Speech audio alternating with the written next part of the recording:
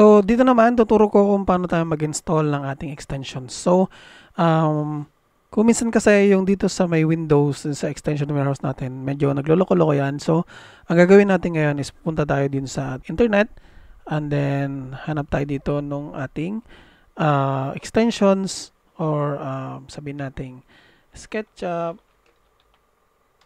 extensions. Yan. So, papupunta kayo dito sa may extension warehouse na to.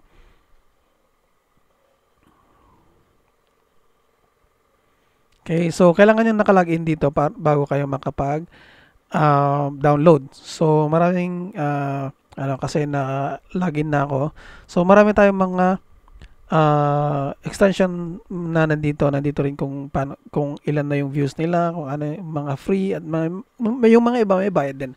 So, ang unang gusto kong i-download nyo is itong 1001 Bit Tools Freeware. So, click natin yan and then i-download natin siya. Okay, done. Okay, since na-download na natin yung ating 1001 Bit Tool dun sa ating extension warehouse sa online, ang gagawin naman natin ngayon, ipupunta tayo dito sa window and then punta tayo dito sa extension manager.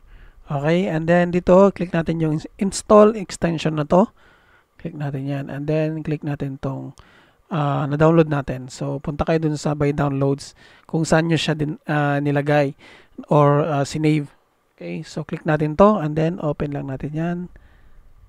Okay, so meron na tayo nung ating 101 Bit Tool. Ganun lang kadali yung gumawa ng ating or mag-install ng ating mga extensions. So kung may mga extensions pa kayo na kailangan sa ating dito, sa extension warehouse dito, madami-dami naman to. So meron kayong mga architecture for SketchUp, so meron tayong Lumion Live Sync for SketchUp.